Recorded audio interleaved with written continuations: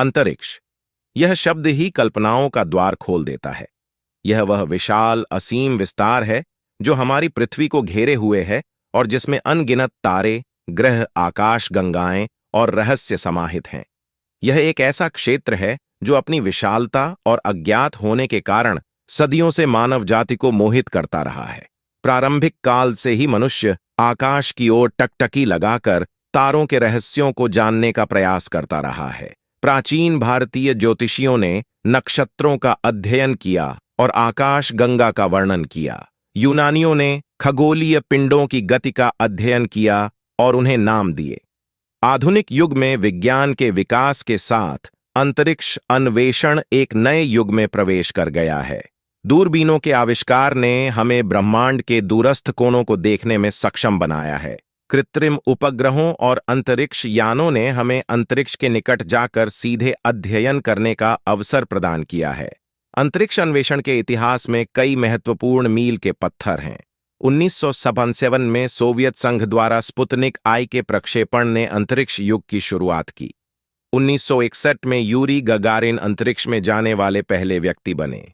1959 में अमेरिका के Apollo 11 mission के अंतरिक्ष यात्री नील आर्मस्ट्रांग और बज एल्ड्रिन चंद्रमा की सतह पर चलने वाले पहले व्यक्ति बने। इन ऐतिहासिक घटनाओं के अलावा कई अन्य अंतरिक्ष यानों और मिशनों ने हमें ब्रह्मांड पोलैंड के खगोल शास्त्री निकोलस कोपरनिकस ने अपने तथ्यों के आधार पर बताया कि सूर्य सौर परिवार के केंद्र में है और पृथ्वी एक ग्रह है। गैलीलियो इटली ने सन 1610 में एक दूरदर्शी यंत्र का आविष्कार करके अंतरिक्ष के नजारों को बहुत निकट से देखने का सर्वप्रथम प्रयास किया। अंतरिक्ष में समय पृथ्वी के समान नहीं है और इसमें कुछ मुख्य अंतर हैं। ग्रेविटेशनल इफेक्ट, पृथ्वी पर ग्रेविटी समय को प्रभावित करता है। अंतरिक्ष में ग्रेविटी का प्रभाव बहुत कम होता है और इसका प्रभाव समय पर कम होता है। यह इसका मतलब है कि अंतरिक्ष में समय की धारणा भी अलग हो सकती है।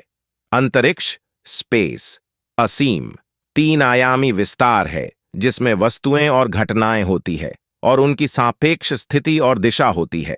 भौतिक अंतरिक्ष अक्सर 3 रैखिक आयाम की तरह समझा जाता है। हालांकि आधुनिक भौतिकविद आमतौर पर इसे समय के साथ असीम 4 आयामी सातत्यक, जिसे स्पेस टाइम कहते हैं, का एक भाग समझते हैं।